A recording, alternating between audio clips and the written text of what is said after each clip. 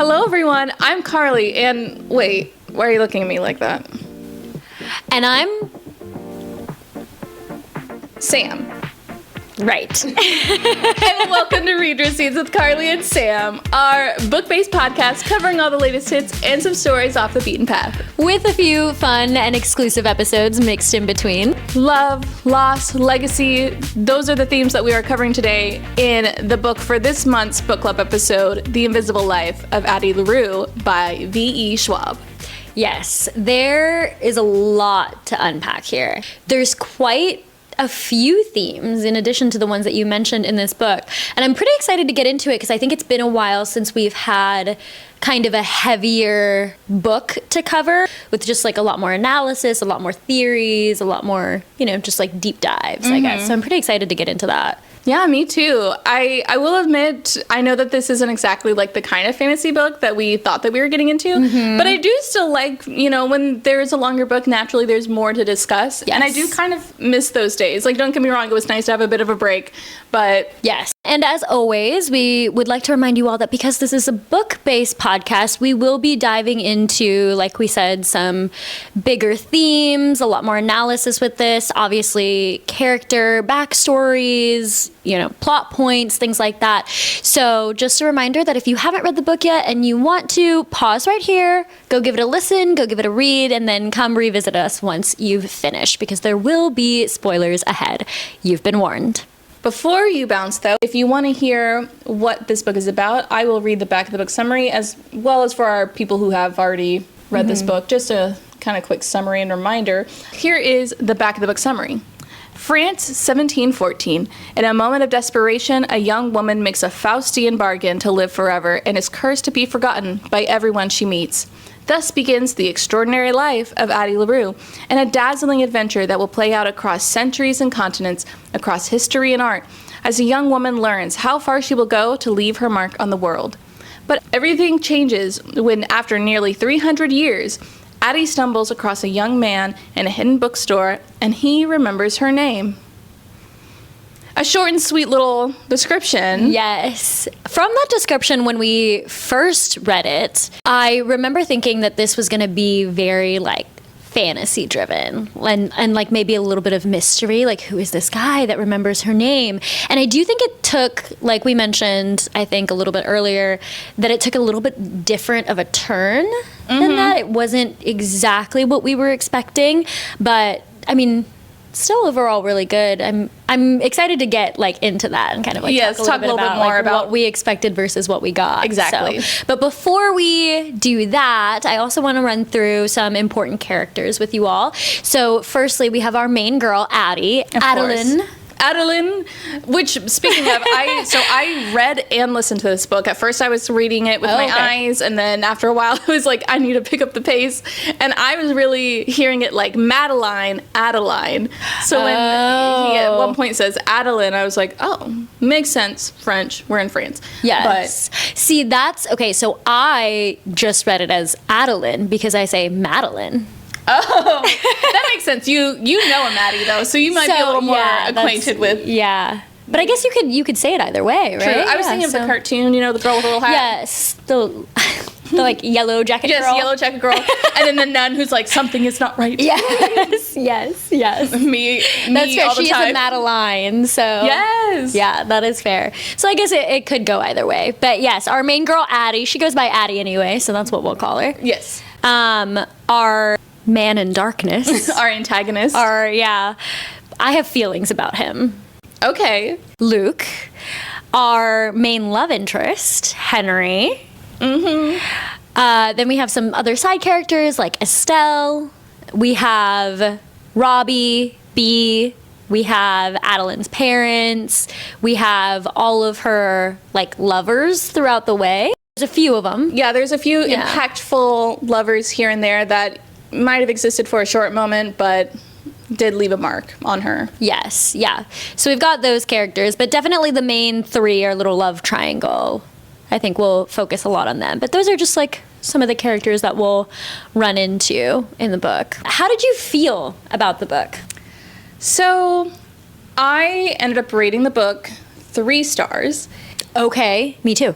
Oh, okay. So Yeah, I did kind of feel weird about it, and I do think that part of me does wonder, if I had different expectations going into it, if that would have changed how I felt about it overall. Yeah. Because I don't know where I got this, maybe like it was on me, but I really thought this was like a standalone fantasy book. Yes. And I wouldn't really call it that, to be honest. Like, I kind of was tossing back and forth, like, would I really call it magical realism? I do think it's maybe a step beyond magical realism because we talk about, like, gods, but it is so based in our current reality, and it's really just this gods factor that makes it a bit fantastical, and then obviously, like, the curses and stuff.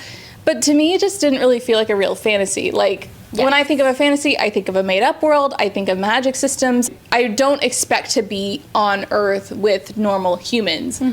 And because of that, I did feel a little bit like I was waiting for, like, shit to hit the fan, basically. And, like, it kind of does, but it still just wasn't really as far of a reach as I expected. So that was sort of one element about it. Another element that I sort of had a problem with was that, as we've discussed previously, I do like more plot-heavy books. Yeah. So, at times I did kind of struggle with, like, okay, like, this is all interesting, but when's something gonna happen? Yeah. So that was another aspect of it. Like, I definitely can understand and recognize that this is a really well-written book, and I also will say that, like, I was rushing a little bit at the end to finish the book because I had some, like, vacations and stuff in between when I was reading this, so I didn't get through it as quickly as I thought. So I might have not been paying attention as well, basically, by the end of the book, and there might have been things that I would have appreciated more if I could have savored it. It just wasn't exactly what I thought it would be, but I still overall enjoyed it. Just wasn't exactly my cup of tea. I think we're pretty much on the same page here. I also rated it 3 stars, which is pretty rare for us to kind of have a similar rating and I guess like similar reasons for the rating. But I think the biggest issue, like what you were saying with this book, is that we kind of expected something different than what we got. Everyone, I think, that had told us about the book had said that it's a fantasy book, a standalone fantasy, and that's kind of what we were looking to cover. And it was very popularized, so we were pretty excited about it. Lots of people liked it. And I think the biggest issue is that's not necessarily what we got. I think, especially with the popularity of reading these days and like book talk and all of that, there is kind of a disconnect between what genre fiction is versus literary fiction, and this is very much literary fiction. So this is not a fantasy at all. It's literary, and literary is not the same as genre because there's not really like a narrative that drives it, and it's also got a lot of themes behind it, right? It's written to make you think about yourself and your position in the world, as well as, you know, the characters, person and being, and their position in the world, and kind of how they interact with the world and the space around them, which is the purpose of this book. So it is heavy literary. And that's great. Like, I do love a literary book, but because we had been told that it was fantasy by, you know, people we know, but also online media, it's just not what we got. Overall, I think if I had known, like what you were saying, I had known that it were literary, I think I might have felt a little bit differently about it. I think I would have been more like aware of the themes that we were getting, and I would have been more, I guess, open to theme exploration. Whereas like here, after the beginning where we got, you know, this mystery of who is this boy that remembers her name, and then we find out about him and kind of like why he remembers her name, from that point on, there stopped really being a plot. Like, we didn't really know like how it was supposed to end. And I think that's really what separated it from like genre versus literary. And so the end for me was not my favorite. And I think that's part of the reason why I rated it a little bit lower, just because I didn't know that that's what I was getting. Interesting. I will say that I did kind of like the ending, just because, like you said, once we started realizing that it wasn't really a fantasy, I kind of did become a little concerned of like, oh, is this gonna like, are we gonna get a really negative ending? Like, is it gonna be really sad? And I'm gonna be really sad for these characters. So I did feel like, in a way, this was a good happy medium. I do have some questions and kind of qualms about sort of the nature of the ending, but in a way I did feel like it wrapped it up really well, and I kind of appreciated some of the things about the ending. But That's fair. Yeah. I mean, I thought the ending was good overall, but yeah, definitely just different. Yeah. Than what we expected. And I think one more thing to add, like you were saying, because we didn't walk in knowing that it was literary, and, you know, with themes being such a prominent piece of it, when you don't know that that is what you're walking into, you do feel like you're kind of playing catch up to, like, paying attention to those things. So again, it's like a little bit unfortunate that maybe we could have had a bit more to say in this podcast about those themes, but because we were kind of realizing, not necessarily too late, but just not at the beginning, that's what we were getting into, that, you know, it does sort of affect the experience, I guess. Yeah. No, totally agreed. Okay, so let's start by kind of just taking everybody through the beginning of the book. Because the beginning of the book, we kind of talk about Addie and her life in Vion in France, and kind of her feelings about this little town that she's like living in, and her ultimate desire to, I guess, just like get out. It was interesting to hear about kind of her, Addie's background and kind of where she came from. And then it got really interesting when she prays to essentially the darkness god whom we later name Luke. Yes. Yeah. Which is very interesting, because it's like, okay, are there any other gods? Is this the only one? He's the only one that answered. He's the only one that answered, and really, ultimately, he's the only one that we meet, like, even just, like, throughout the span of the book. Like, he's the only one we really know. I don't particularly recall him talking about other gods or things like that, so it does almost make it seem like, okay, was this her only way out? Her only option was just this guy? I do wish we had gotten a little bit more, because obviously we know or are told that there are other old gods because Estelle. But yeah, so we know that there are other gods kind of at play, but we only ever really hear about Luke. And none of the other ones have names either. And I know that Addie's the one that gave Luke his name, but like, what do you call them? Like, when you pray to them, I don't know, do you just pray in general? Like, all the gods. This is a general, to whom it may concern. Yes. And that's the thing, is that Estelle seems to be the only person alive who even remembers these old gods and like the processes to pray to them. So it's just like, who knows how much information is at a loss, or if this is, I don't know. Yeah, it is very strange. Estelle, girl, please help the girl out. She keeps praying. She finally, I did kind of wonder at some point when this ring would come into play, because we did get hints of it early on, when that sacrifice was probably going to be made of her trying to give this ring away in order to free herself. And sure enough, once she does, that's when it, I mean, obviously also it was dark, but that's the object that seemed to really help her out. And Luke answers, and, you know, again, in this moment, you're thinking this is a god, especially the way that when you think of modern day gods, right? Like, you don't think about how you're making a deal with someone. You think that they're just going to be this benevolent sort of entity that's just going to help you out. Yeah. So, of course, she's not thinking in some way of like, I need to protect my situation. I need to be tricky about this. She's just like, this is what I want. This is what I need. Yeah. And he's like, okay. Yeah. Bet. Which, and I mean, this is her first instance also dealing with something like this, so, you know, she doesn't know better. Obviously, I think if we had ever run into something like this with as much fantasy as we read, we would be like, hold on. Yeah, I'm like, what's the catch? Let me check the terms and conditions. Yeah, where's the contract?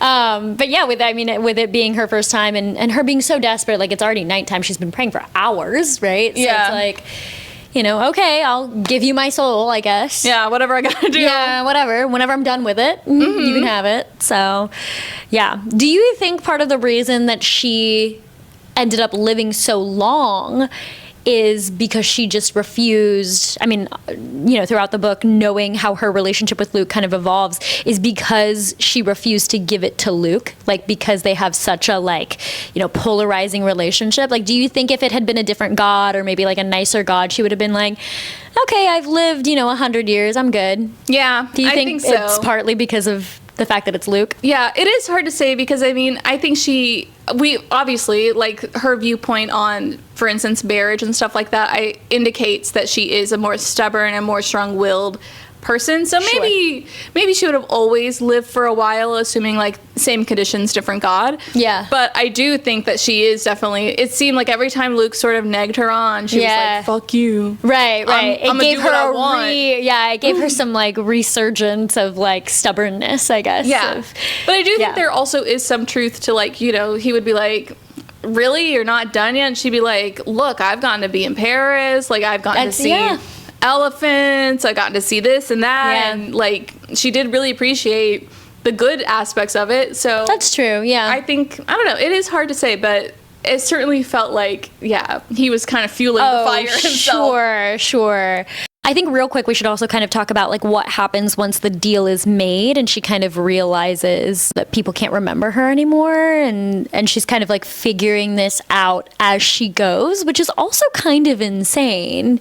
You know, the fact that she doesn't really know the caveats to this whole deal. She just kind of like wakes up and tries to go home, and then her parents don't recognize her. Like, that's crazy. Yeah, it's really heartbreaking throughout all of it. Obviously, because she is learning as she goes, it is kind of nice that she's finding this sort of redo button, basically. Sure. But in itself, that makes, like, it's good in this moment, but throughout the rest of her life, it makes everything so incredibly hard, because as she kind of realizes, like, you can't keep a job down if the second you leave people the room, can't remember you. They don't know you. Yeah, so how are you gonna like make money? Which, you know, we get into her like stealing to make a living, which I know obviously later on when she kind of forms a relationship with Henry, he is very much kind of like against that, and they can't have wait this to talk about that whole discussion about it, which we'll get to that once we start talking about their relationship. But yeah, like having to kind of figure that out. Her whole situation also figuring out that she's immortal.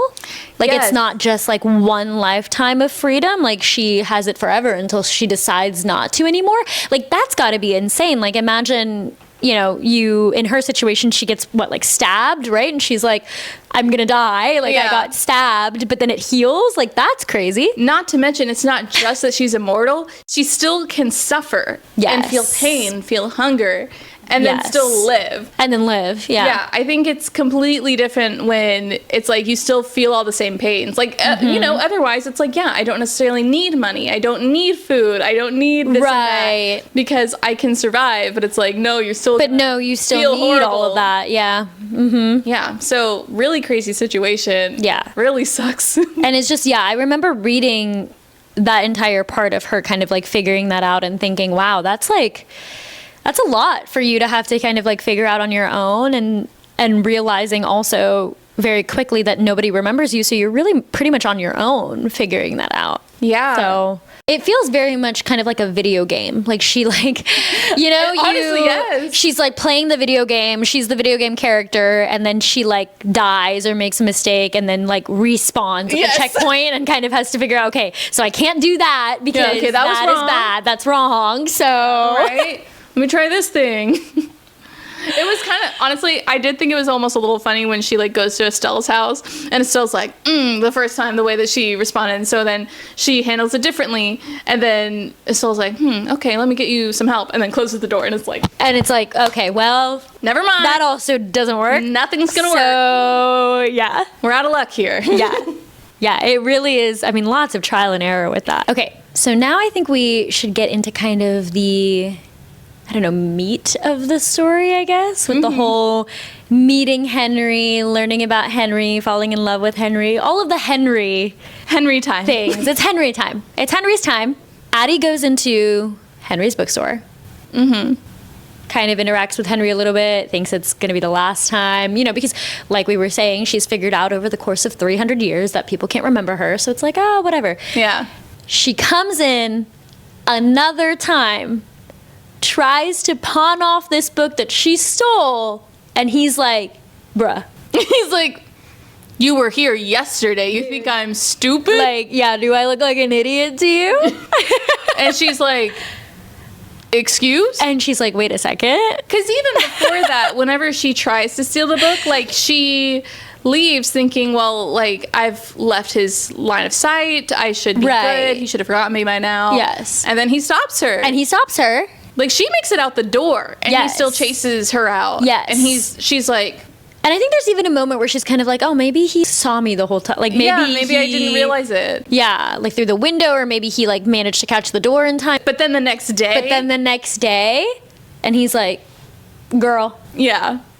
She's like... I ain't no fool. She's like, what is happening? And she's like, okay, but am I a fool? Like, what's happening? Yeah, in 300 years, this has not happened.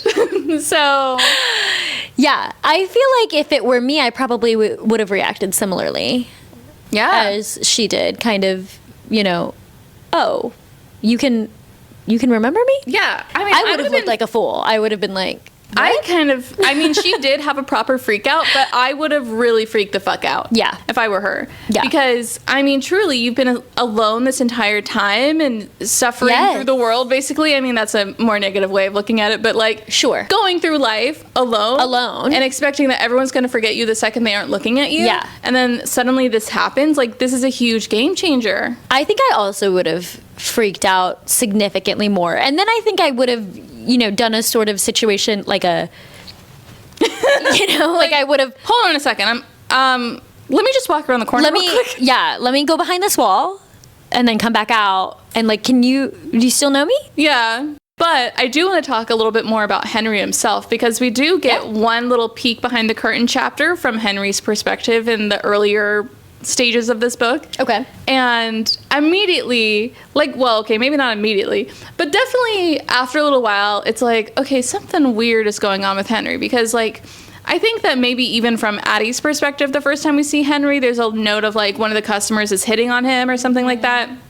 And then I think it happens again in the bookstore, and then he goes to a bar, and, like, part of me wants to say that the drink was like on the house or something like that. There's something even weird with the bartender. And then another girl hits on him at the bar. And it's just like, and don't get me wrong, it's like, people aren't hitting on me every day by any means. But I'm like, I'm pretty sure this is not a normal amount. Didn't you know, Carly, that the curly hair, green eyes combo really does it for people? I actually do know that from first-hand experience. Although I do have green eyes, so I'm like halfway there. But honestly, you might be a better person because you had a like strong week of men walking up to you. That's true. And saying, "You are so beautiful. Can I have your number?" Yes. Well, I didn't tell you that I made a deal with the devil. It's all making sense. That's how I got this nice leather jacket also. Yeah, it's part of the crew. We'll talk about that later. When you deal with the devil. Yeah. So, yeah, did you notice that? Did you think, like, this seems like a lot? I did notice that, and I also thought, like, oh, that's interesting. Specifically that, like, Addie would make note of it. Like, in her chapter. I know that it happens in his chapter as well, like, that one-off chapter, like before we actually get his like full part and like perspective.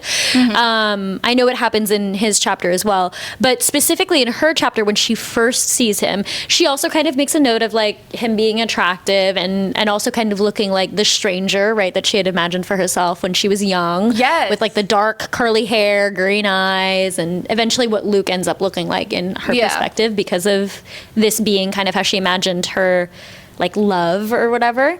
And she makes a note of him being attractive, then makes a note of someone flirting with him. And I thought it was weird that she would make a note of that. I was like, that's interesting that like we're getting this narration of her making a note of this girl flirting with him. Like, why is that important? Yeah. And then in his chapter, we get it some more. And then we also get what I think is even more interesting, the fact that Henry doesn't seem to care.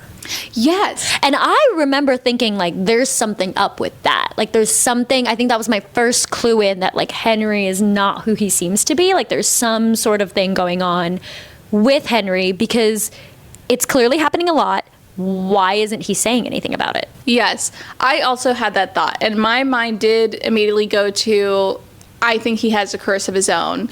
Oh, you thought that, like, curse. Yeah. Okay. So here's kind of the theory that I developed somewhere around this time was that I thought that Henry at some point unknowingly, because I just assumed that, I don't know why I thought this, I guess I just thought that like people wouldn't be praying, which to be fair, he didn't try to pray to a god the same way that Addie did, which we will get more into when we talk more about his curse. Right. But I was like, okay, unknowingly, he must have somehow accidentally made a curse, but the price that he had to pay was like severe depression, because I do think he talked about like the storms that he gets and stuff like that. So I thought that his deal was basically that he wanted people's adoration, which that part was accurate. Yeah. But his depression would not allow him to see that sort of adoration that he gets. See. Okay. So in a way I was right, but just it's not exactly the same cause and effect as what I was thinking. Initially I had thought that maybe I was just imagining, not necessarily imagining the people like hitting on him, because obviously it's in the narration, but I had thought that like, oh, he maybe doesn't care because of his depression. Like he like is just an attractive guy, and like I didn't think that there was any sort of curse or like magical element to it. I was like, oh, maybe he's just like a good-looking guy. Yeah, it's like I guess I just don't know what it's like to be insanely hot. I know what that feels like. So like I understand people coming up to you and being like, you are so attractive. Can I have your number? Mm-hmm. So I was like, okay, maybe Henry's experiencing the same thing. People are just coming up to him and flirting with him. So, okay, I guess it's possible. But then I thought, like, he probably doesn't care because he can't. Like, his depression and anxiety and all of that, like, is too much for him to handle, that he, like, can't focus on, you know, this person that's hitting on him or trying to hit on them back or like forming any sort of connection with them.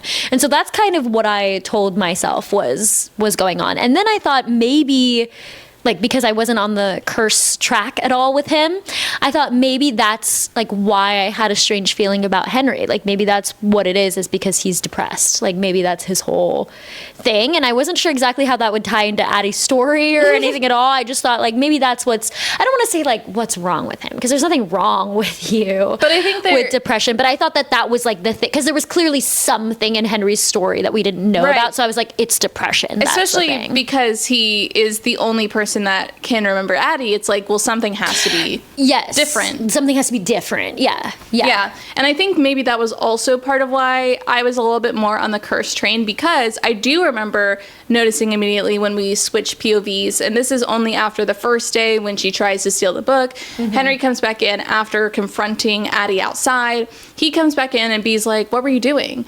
Like, whatever B said, it was like, okay, B already forgot Addie. Right. So it didn't have to do with, like, the physical location. Mm-hmm. It did have to do with Henry specifically. Yeah. So then I was like, okay, so it's about him. And, yeah, I think that's where I went on this bit of a train track, thinking, like, okay, he has to be cursed. Yeah. How did you feel about the whole kind of, like, mental illness situation with Henry? Like, that aspect, I guess kind of going back into the fact that this is a literary book, was this a theme that you sort of picked up on? Did you feel like it was well portrayed? Yes, I definitely did notice it from the beginning, and I did think it was really well portrayed, especially once we did get to the sort of section where we got more of Henry's POV. Sure. I definitely got how he got there. Those feelings of like, you know, when your family's like so critical of you and it feels like you can't do anything right, and having those eyes on you. And then I think there's that tendency that even if no one's exactly saying it, but when you have like someone else in your life that is really successful, in his case, his brother who's a doctor, like, it's kind of hard not to compare, or even to other people in his life. Like, everyone else is on some sort of trajectory, and he's like, I don't really know what I want to do with my life. Yeah. I'm not really feeling passionate one way or another. Not only does it suck for you, but then when you add the comparison aspect, then it's like, what's wrong with me? Yes. It's a me problem. So I did really like Henry as a character in general, and getting to see how he like landed in his position of this whole deal that he makes. Agreed. So I thought he was very fleshed out. Like his backstory was very fleshed out. And I definitely thought the whole aspect of his depression was well done, in the sense that it didn't feel like V.E. Schwab was just trying to make him a depressed character. Like what you were saying, you could see how he ended up where he ended up and like making his deal. And I think that's a testament to how V.E. Schwab kind of fleshed out that character, was like making us understand like his backstory with his family, and then also with Tabitha, right? His like long-term girlfriend, like having these feelings of like feeling like he's not enough, and like wanting to be loved and wanting to be cared about, and somebody's first choice. Like it's very like all of these things are very much aspects of life that I think most people, especially at our age, you know, being a little bit older and having lived through some life, like I think these are all things that we can kind of relate to. And so it felt very much like he was a relatable character, but also obviously that he was feeling these at a much more extreme level. Yes, I definitely got that. Like he even, gosh, I don't remember what the wording was, but he did say something about like, it just feels like I experience everything more intensely. And it's like, I just got that so hard, where sometimes it's just like, And I don't know, it's one of those things where it's like, I'm not sure if I actually do feel things more intensely than other people. Yeah. But in some moments it does kind of feel that way. Like, why can't I get past this? All the time, 100%. Yeah. Yeah. It was definitely, there were a lot of things that he said, like that being one of them that was very relatable of like, am I the only one that like feels so strongly about this like 2-second interaction, but I can't like forget about it? Yeah. Yeah. So I really liked Henry. I really liked learning more about him. And to be honest, I really liked learning more from just sort of a story perspective. I really liked learning more about his deal specifically, because I did think that this was a really exciting part. Obviously in the story, whenever Addie finally gives in and explains her curse to Henry, and he kind of starts laughing, and she's like, why are you laughing? And he's like, same. I thought that was very much like jaw drop, because I wasn't on the curse train. So I was like, whoa, like the end of that, I think it was the end of part 3 is when that revelation kind of comes out. And I was like, what? Like it was very much like, what? Yeah, like that's crazy. Same. Like I have to keep going. Like what happens? Know, exactly. Like I don't know. Even though I did have an idea, I still was just so excited to be like, yes. So what was it? What happened? Yes. Like tell me what the curse is. Yeah. Because also at that point, we really only, I think, had the one chapter from Henry's POV, and everything else up until that point was through Addie's POV that we knew of Henry. So it was like, oh my God, we're finally gonna get the backstory. Some more Henry. Yeah. Yeah. So that part was really exciting, and this is, I think, where I kind of enjoyed the book the most personally, because I just, we did have Addie's deal, we got to see how that was done, and so it was really fun for me to compare and contrast, like, how we ended up here. Yeah. And there were definitely some things that I flagged in my mind that I was like, these things are different, and I feel like that's intentional. Yeah. For instance, and granted, I don't know, maybe Estelle's processes are not necessarily needed, but I was like, okay, I don't think Henry sacrificed anything to summon Luke. Not to mention, he was about to jump off a building. He was not asking for help. He was not praying the same way that Addie was. Like, Luke just showed up, and I was like, I think this is intentional. I think Luke sought out this man. See, that's also what I thought, right? That like, oh, Luke is doing this on purpose. Then I had this thought of, is this connected to Addie at all? Because we know that that Henry can remember her and that she's also unaffected by him. So we know that their deals, it's not canceling out, but they like affect each other essentially. Yeah. So then I had this thought of, did Luke seek this person out on purpose with Addie in mind, right? Because they affect each other in some sort of way. So yeah, very different from Addie's in that respect. I noticed something else in addition to that he had the watch, which we don't find out right away what that is. But when he talks about the watch, I remember thinking that seems important because he didn't have one before. Yes. Like this is like a new thing. So I thought this must have something to do with the deal. Yeah, when they first introduced the watch, because I think Addie first sees it in his apartment somewhere. And so at first when they pointed that out and I was like thinking curse, I was like, okay, maybe this is kind of his ring. This is the same thing as the ring that he has always but can't get rid of. But then when we get his POV and then he's suddenly wearing it, I'm like, well, okay, so it's not doing, which granted at the time, we didn't know exactly what her ring did yet at that point. True. I think my assumption was that if she put it on, then that was it. Like she was like that's what I thought. That was like the signal of like, I'm done. I'm done. You can have my soul. Yeah. So that's when I was like, that is what I thought as well. Yeah. So I was like, okay, it can't be that. But obviously, it can't be that with Henry because he's already wearing it. But I was like, so what is this? Yeah, it takes a while for us to find out. Yes. And it makes sense when we find out what the watch means because it's a watch. So it like tells time. So like I guess that it makes sense that the watch is how much time he has before his deal is up. Yeah. Yeah. Which also brings us to a conversation that I kind of want to have about the fact that he only gives himself 1 year.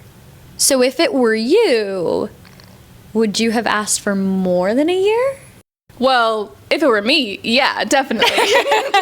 But I'm not exactly the same person as Henry. I mean, that's true. He's clearly going through something. Yeah, I mean, he was like, I'm willing to give up right now. So a year seems like nothing. Right, exactly. So I'm sure like to him, honestly, he probably didn't even, I can't remember whether or not he offered the year or Luke just gave him a year. He probably didn't even have a say in it. And Luke was probably just like, a year. It does seem like when they have the conversation, him and Addie, about like the fact that he only gets a year. Yeah. I do kind of empathize with Addie and kind of understand where she's coming from of like, how could you only ask for a year? Like essentially and it's very emotion driven, her response, but she's essentially saying, you know, how could you be so stupid? Like a year, that's like not enough time. Yeah. And especially for her, like having lived 300 years, that's barely like a blip in her lifetime. Yeah. I mean, truly their experiences are so opposite in every regard. Like, yes. And it's, you know, it's demonstrated in the way that their curses, you know, like we said, not necessarily cancel each other out, but kind of like fit together in a very specific way. Henry, he is not exactly looking for a long amount of time, whereas Addie is so strong-willed and like, even when everything is as bad as it could possibly be, she still wants to live. Like, yes. she still sees the good in living. Yeah. So they just have very completely different perspectives on this. So True. It makes sense. And honestly, I am really happy that as that story unfolds, that Addie does make it such her personal mission to find him more time, because he's not going to. Yeah. At the end of the day. I did also notice as Addie and Henry were spending more time that, you know, he had his couple of sort of, not blow-ups. He kind of had his moments of stress whenever something would come up along the lines of, like, they would experience something together and it was something that Addie had already experienced. And then he would freak out being like, we can't, like, I'm not wasting my time on this when you've already experienced this. Yeah. And I remember in the moment thinking, like, this is so weird because, like, she has infinite time. She doesn't really care. But it's so funny to me that I could not piece together why he would care about this so much. I agree. I couldn't really piece it together. I thought it had something to do with, like, he wanted to, because she has lived so long, he wanted to be the one to show her something new. Yeah. So I thought it had something more to do with, like, he wanted to impress her versus it having to do with, obviously, he only has a year left of life. Yeah, that's kind of along the lines of what I thought too, but I was just like, but it just doesn't quite make sense with his character. Yes. Like, that's the only puzzle piece that fits, but it doesn't seem quite right, but I don't know what else it could be. We do get a lot of moments too like that where I, at least initially, wasn't sure what this meant, because there's even moments with, like, over the summer they have a 4th of July party and Henry is, like, very clearly, like, doesn't want to, I don't know, be there necessarily. Like, there's, like, other things that he wants to be doing, and Addie is kind of like he's in a mood. And so, yeah, there are, like, a couple of moments here and there like that are similar to kind of his whole thing with wanting to show her new things and wanting to do new things with her instead of things that she's already done, that at the time I was kind of like, why? Like, why is he like this? Like, what's going on? Is this a part of his depression? Or, you know, and I think I just, like, kind of chalked it up to that. Yeah. Well, kind of furthermore talking about Henry and Addie, and we've talked a little bit about their relationship, but we can talk a little bit more about sort of that romantic aspect to them coming together. What did you think? Overall, I was skeptical, I guess I should say, of their romance. Yeah, I know what you mean. Yeah, I don't know how you felt about it, if you were all in on the romance situation. I liked them together, but I don't know. I also, I think at that point I was so much more excited and interested in sort of the more plot-ish things that I was kind of like waiting for that to happen. Yeah. I mean, and it's not like the romance was heavy to be, I don't think that was the purpose anyway. So it's not like it was like romance heavy. Yeah.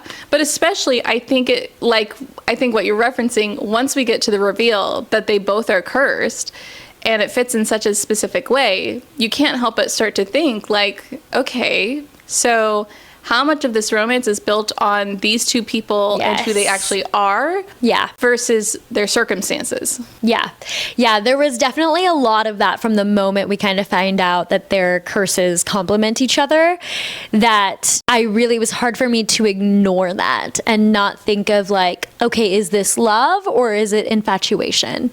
You know, because even when they're talking about how their curses kind of complement each other, Addie says something along the lines of, you know, I need you. Like, I need this person that, like, remembers me and can, like, help me tell my story and, like, all of that. And I don't think she necessarily is, like, using him to do that.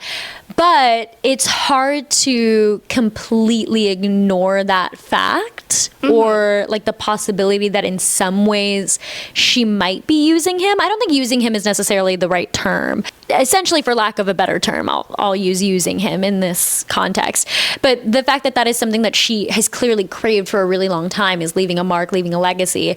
And you know, Henry can do that for her. So how much of it is her really enjoying his time and his company versus her enjoying his time and his company in the sense of as long as he can write everything down for her and like help her tell her story and all of that. And then likewise on Henry's side, right? Like how much of it is him really enjoying her company or just like the fact that she really sees him for who he is or he feels like she really sees him for who he is because she doesn't have the glaze over her eyes and all of that. You know, it's hard to ignore that is a factor, I guess. Yeah, I do think that over time, I did start to buy into, I think that she does really like him and that they both really like each other as people.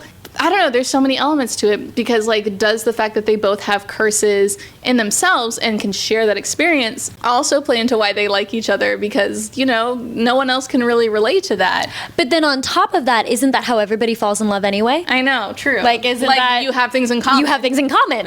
Yeah. So, like, you know, I don't know. Is that, like, their shared trauma? I mean, surely I've fallen in love with people over shared trauma. Yeah, like, you 100%. know? Same. So, like, is it really that bad? Yeah. That, like, does the fact that they're drawn to each other because of that shared trauma, does that negate the fact that they could fall in love? Does that immediately mean that every loving thing that they do with and for each other moving forward is negated because of that? I don't know, you know, because... Yeah. I think it's just a new way of, like, it's the same human experience, just in a way that we've not necessarily seen before because this is a fictional thing. Right. Yeah. Yeah. Yeah. Kind of weird. But it's an interesting thought, another theme, I think, you know, in like literary analysis, I'm sure like high school classes would discuss. Yeah. Right? Like, oh, like, is it love or is it infatuation or is it something else? Right. But as we're talking about, you know, kind of like falling in love and the difference between love and infatuation, I do want to touch on first her relationship with Luke. Yes. Now, how do we feel about that? Like, is that love or is that infatuation? Or something else? Yeah, I don't know. I think it's closer to infatuation. I almost think more that it has to do with on Luke's end. Because to be honest, I don't think that, gosh, I don't know. Now that I think about it, I think there are such parallel situations because, you know, Addie makes the point of after a while that she likes that she can always rely on the fact that she will see him on her anniversary. On their anniversary. Yeah. And that, you know, it's kind of the only comfort that she has. And so it's kind of like a Stockholm Syndrome kind of thing. Of like, I don't like him. He's the reason why all these bad things have happened to me. But at the same time, he's the only person that I can count on because I literally can't count on anyone else. Right. Well, and they've had several arguments about this, you know, towards the end of the book, obviously, when this theme sort of comes up of whether or not this is love or infatuation again, but with Luke.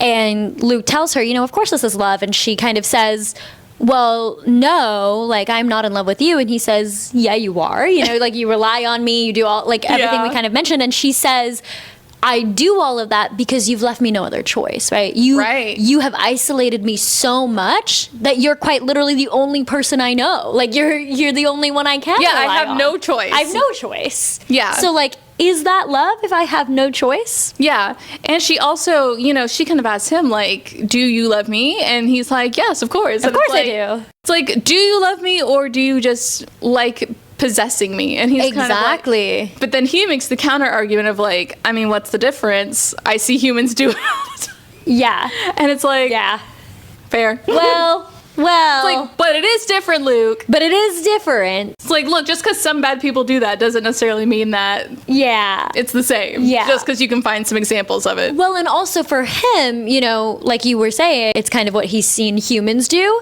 And then also, he is also kind of alone, like as a god. I mean, we don't know, we kind of talked about this at the beginning of the pod, we don't know what the other gods are like, if they talk to each other, if they hang out with each other or whatever. But from what we have seen and read, you know, he's kind of the only god that we interact with, that Addie interacts with. So he's also alone. And his nature of like deals and kind of like, you know, we've seen him suck souls and like be kind of monstrous. Yeah. So clearly he's kind of on the darker end. So he probably, even if all the gods hang out, he probably doesn't have that many friends. No. So like, is he also in love with Addie because she's the only one? Like, it's just kind of, it feels very much like, okay, but you're the only ones that, you know each other, and like, yeah, but again, that's not love. It's the same exact thing though when you think about it. Is it love? I mean, because they do both share the fact that they're the only two people that you're right, they can talk about this thing, and you're right, they each have, you know, it is kind of hard. What makes it exactly different? Because yeah, it is pretty similar to her relationship with Henry, I guess. Yeah, you know, it is kind of like, oh, you're the only one. Okay, but do you think if Luke had treated her better, do you think it would have turned into love? Because that's the main difference, right? Is that like Henry is nicer to her? That is one of the main differences. I think, okay, here's what I think makes it different, is the power dynamic. Okay, yes. Like, it's kind of the same way that like when there are relationships in sort of a workplace. Boss, secretary, teacher, student. Yes, those power dynamics do not necessarily make it a consensual relationship because that is now a factor in their heads. You're right. I think that is overall what changes it for both of them, honestly, because I think that even though Luke thinks he's in love with her, like she said, like, I think you just really want to possess me. Mm-hmm. I think that you've been playing these mental games with me and you just really want to like kind of keep that up, basically, and this is just a new way that it's taken form. Yeah. Oh, that's fair. But then again, I forgot, that's the point that he makes. She's not exactly human. She's not yeah, I mean, she's got a lot more experience than Henry does. Yeah, but at least she was a human. Like, she did live 23 years of being a mortal human. And I mean, I personally, I would still call her human. I know that she goes through a lot of different things, but like, in terms of bodily autonomy and stuff like that, or body, is she a human or is she a vampire? It all comes back to vampires. And then here's the thing. She's 300 years old. I mean, at least he's not a 17-year-old girl, I guess. As though you're just trying to prep me for Twilight. You're like, Carly, get used to this line of thinking. Regardless of whether or not it is a romance, I will say that I do think it is a toxic romance. Mm-hmm. Because even in the situations, you know, when she does give in a sense and, you know, they're intimate with each other, they bone. Classic. And he, you know, gives her a house. He gives her leather jacket. He gives her this ring so that she can always, you know, call on him and rely on him whenever she wants. Like, yes, it feels like love in a sense, but it ultimately is to, you know, control her and to keep her place in. I think it kind of goes along with also her, like, love of art.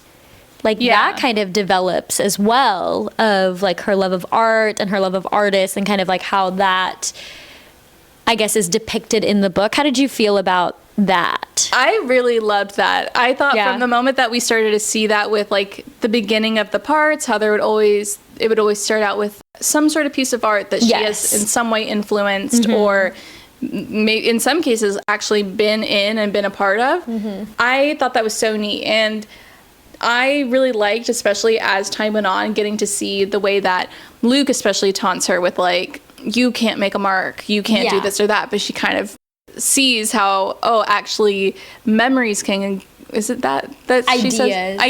Ideas are wilder. Those really, like, those are seeds that you can plant and they can develop. She has all these really cool experiences where she clearly left a mark on people, and I think that is so neat that, like, she is an artist and, you know, she suffers for several years, I think, not being able to leave a mark and not really knowing and finding a way to do that. And so it is so exciting that eventually she kind of clicks into that, you know, maybe like, I don't know, 100 years later, something like that. Yeah. She realizes that she has this ability and she can have this influence. And I really love that for her, that even though she can't create art herself, that she can still play a role in it in some way. And I think it's also really cool that, especially in the visual stuff, that there is always those 7 freckles on her face that constantly show up. And I think it's so cool on top of that. It's like, not only is all this shit happening, but then B finds this stuff and tries to make a whole thesis on it. Yeah, agreed. I do think going back to, you know, her kind of like suffering before she's able to discover that she has this impact, that aspect of her kind of like suffering to leave a mark is kind of sad, because I think that's part of the reason she made the deal in the first place, was that so she could live a life outside of Vion and like figure out how to make her mark and explore the world and like influence people in a way that like women of that time weren't really allowed to or afforded the opportunity to. So I do think it's kind of sad that even though, you know, she technically has freedom, like she doesn't have it for the reasons that she wanted it to begin with. So it does kind of suck before she obviously eventually figures out that she can in a way leave a mark through the ideas that she leaves behind, you know, with the people that she leaves behind. I did find it interesting that with the 7 freckles situation, this is kind of like taking a little bit of a turn, but it's mentioned the inspiration with her 7 freckles, that I feel like that was supposed to mean something, the fact that she had 7 freckles, but I don't think it ever really, I don't remember it really being obvious, I guess, reading it in the book. Like, do you remember that? I don't know if there was really a meaning behind it. I agree. It does feel like, is it really just the fact that she has these freckles? I feel as though there was something in the very beginning of the book that had said something about living like 7 great lives and having like 7 great loves in her life. And that's like what the freckles were supposed to signify, but I don't even remember her having 7 relationships. And I don't think that there's 7 parts in this book. I think there's 6. There right? are 7. Oh, there are. Okay. Yeah, the last part At least they got that. Yeah, the last part is very short, but yeah, I just thought like that was going to play a bigger part. Yeah. Just because they mention it in a way that it's supposed to play a different part. And maybe our audience knows and maybe we're just stupid. We just don't remember. I know. But I mean, like we said, because we didn't know exactly that we were walking into a literary book, we maybe could have. We weren't making note of it, I guess. Right, yeah. So I'm sure we're like, going to get comments under I would love it if someone did. Yeah, and I'm not like, mad if someone wants to leave page, blah, blah, blah, blah, blah. Do it. I'd love to see it. I want to know too. Actually, please leave any sort of comments, preferably nice, but honestly any, because we need the interaction. Yes, I'm tired of leaving comments on my own videos pretending to be someone else. No, we don't do that. What? What? Yeah, you're right. There's just one YouTube account that really loves us. So, yeah, we just have one super fan. Yeah. It is what it is. And I love them. Yeah. Don't stop what you're doing. Yeah, but that's a little bit of a tangent. I just thought, I wasn't sure if like maybe you remembered that, No, or did I that don't have something remember, to do but- with the art? But yeah, I do think that eventually, you know, when she figures it out, she kind of can find a way to leave her mark. And I also think there is something really beautiful about the fact that, you know, and this is a little bit existential, but I do think you can't really get away from existentialism when you read a literary book. I do think in the span of like our lives in real time, you know, we live for such a short period of time that it's hard to witness the kind of impact that you leave because you live for such a short period of time. Like in the span of, you know, like the earth, like billions of years old, right? Where we are really just a blip in the universe. Right. So I do like the fact that, you know, Addie, because she's immortal, can witness that. Like, can witness her impact. Because if it were just anybody else, you know, there are surely tons of people that have left certain influences on other people or, you know, artists, media, whatever it may be, that will never get to see that. I think that the impact that she has is so particularly cool because of the fact that, you know, like we said, that she really wanted to make an impact of her own. Mm-hmm. She would ideally like to be her own artist. But I think there is something almost more special. And it speaks again to her strong will, that despite all the setbacks that she's given, she still finds a way to influence and leave her mark in these very subtle ways. And I think that's so significant and displays what kind of person that she is, that she won't give up and she will find a way to do what she set out to do in this life that she was given. I will say there were certain situations where I was like, is that not her doing that thing? You know, where I like wasn't sure. Like there's a scene where her and Henry are drawing on like a wall, I think at like an art exhibit or something, or a museum, and she like puts her hand over Henry's to like draw something. And that to me was a little bit like, okay, I understand, you know, the situation with Toby where he constantly forgets, but like when they're together, they like play a melody together, or like she says, what about these lyrics? And so like that makes sense that he would like remember that or have an idea about that, but not know where it came from. Like, okay, I see that. That feels like it fits the limits of her curse thing. But the issue with like the drawing thing, I'm like, is that not her? Like, yeah, because you would think that, like, if she's controlling his hand, that's her. If she's not controlling his hand, then that's him. Like, there's it feels like at that that's point not her impact. His hand kind of becomes a part of the writing utensil. Exactly. At that point, so it does feel a little bit like. So like, there were some things that I was like, I don't know. But maybe this plays into the fact that she could only potentially do that with Henry. See, yeah, that's also fair. Like that could be another layer to it. That's true. With all of these artists that we've seen her have an influence on, I did like how this really came to a bit of a head, I felt like, at the end of this book. Although I guess we should talk first more about the sort of saving Henry aspect before we get to the book. So we get that reveal that Henry has made his deal for only a year, which at that point, God, how much time was it? It was like... I mean, I want to say he had like a month left or something by the time she finds out. Yeah, I think that's right. So it really becomes a race against the clock. And it turns out that she had made a deal with Luke that she would basically be with him. I wasn't entirely sure, you know, how all of that would play out with Addie sort of offering her soul in Henry's place, because that was her initial idea, right? Was to offer herself up in Henry's place. But you know, part of her deal is the fact that she's immortal. So what would that mean, her offering her soul up in Henry's place? Would that mean that she would die?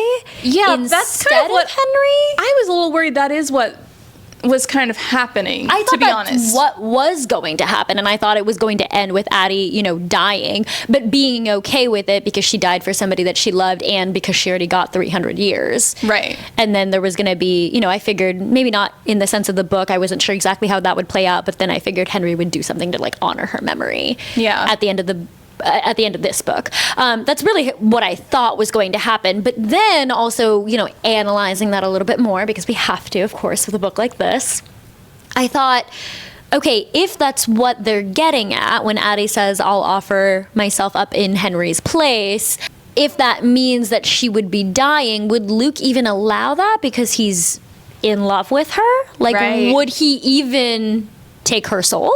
Yeah. In Henry's place? So then I was like, that wouldn't even work, would it? Yeah.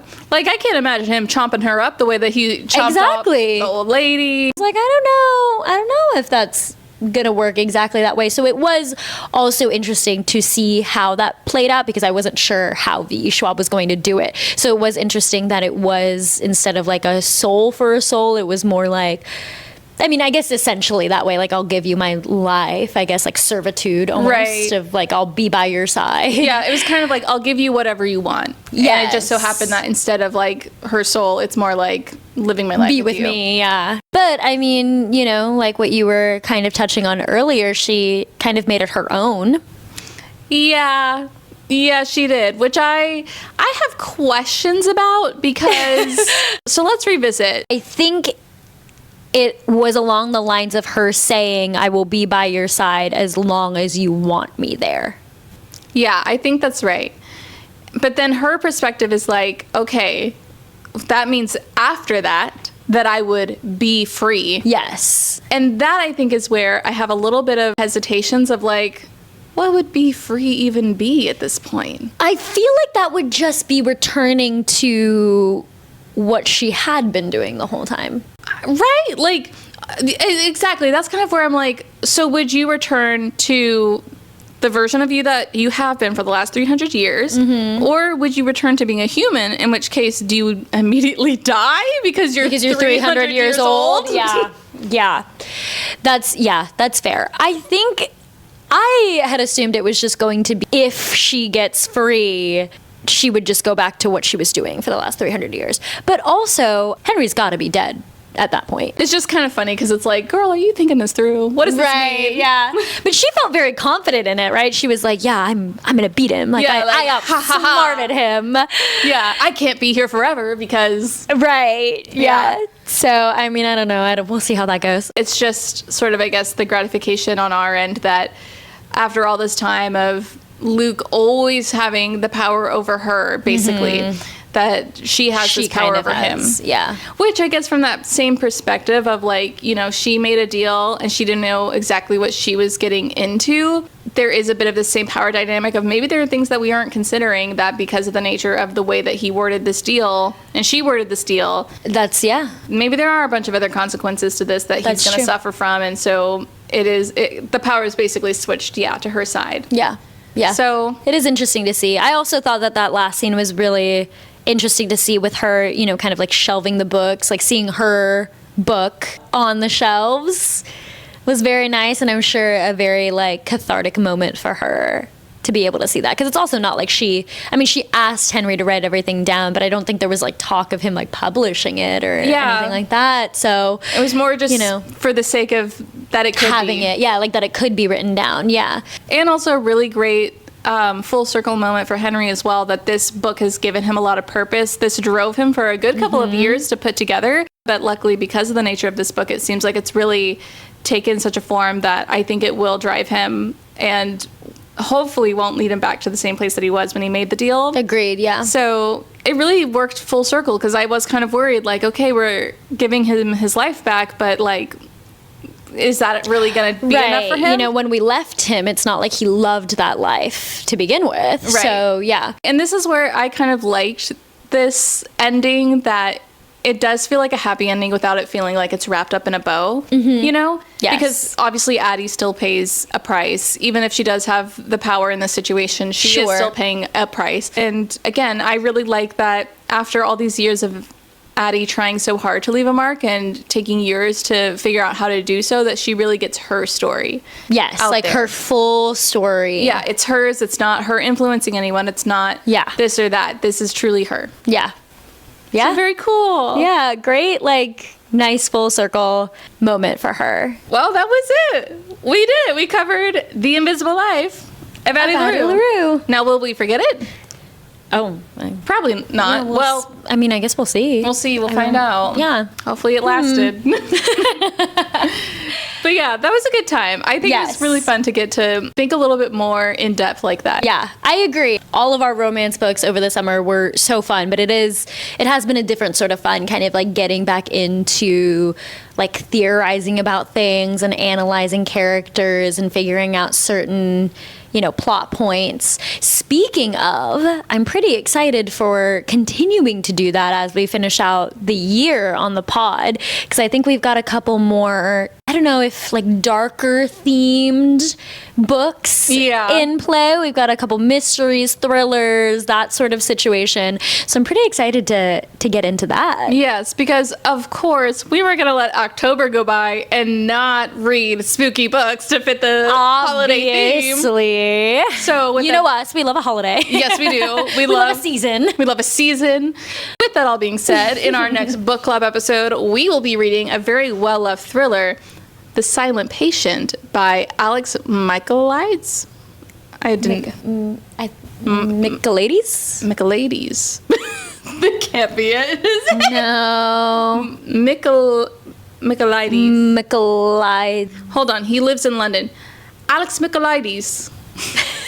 That didn't help me. No, I love that. That's got to be it. I said one of those got to be it. You said it with the accent. I've said like 2 things. That feels like that's got to be it. That's where this is Ashley Poston all over again. Oh man, we really need to do better for these authors. We're so sorry. We're so sorry. We respect you. But anyway, so this is what the book looks like. But if you want to know what this book is about, let me read the back of the book summary for you. Alicia Berenson's life is seemingly perfect until one night when her husband Gabriel returns home late from work and Alicia shoots him 5 times in the face and then never speaks another word. Alicia's refusal to talk or give any kind of explanation turns a domestic tragedy into a mystery that captures the public imagination. And she, the silent patient, is hidden away from the tabloids at the Grove, a secure psychiatric unit in North London. Criminal psychotherapist Theo Faber is captivated by Alicia's story and jumps at the opportunity to work with her. His determination to get her to talk and unravel the mystery of why she shot her husband will take him down a path more unexpected and more terrifying than he ever imagined. I really love how you were reading that. It really sounded like it was like your first time reading it. It was. Like, whoa, 5 times. I remember that we had talked a little bit about this book. So, like, I knew a little bit about the fact that it had to do with, like, someone talking to someone else who killed someone, but, like, didn't know the specifics. Yep, there you go. Yeah. That's it. And it takes place in North London. Gosh, this is my worst British accent. We were just doing British accents for a whole day the other day. We're gonna get comments also about your British accent under the pod comments for this episode. To do the entire thing in a British accent. Oh God, we're gonna ostracize our entire London community. Yeah, entire London community. Our whole British network. Oh no! All those people that definitely. All those people. Oh my gosh. Keep an eye out for this spooky season book club episode that's coming to you Tuesday, October 21st, and then of course we have another off the shelf with some horror fun coming to you Tuesday, October 7th. So mark your calendars for that. And kind of a plug, which I'll do as I always in the outro. If you're interested in keeping track of kind of what episodes we have coming out, make sure to follow us on Instagram. We always release our upcoming episode schedule on there. So you can always figure out kind of what's coming next. Thanks for listening to the latest episode of Read Receipts with Carly and Sam. All of the content that you hear on the podcast is curated, recorded, and edited by us truly, with special thanks to all of the authors of the books that we read and Pixabay for the music that we play. Make sure to subscribe to the pod wherever you like to listen, and please follow us on social media for more of our content in between shows. You can find us on Facebook, Instagram, and TikTok, and we love to have new followers come and join us on social media. We'd love to form a community over there, so come on over. Until our next read, bye!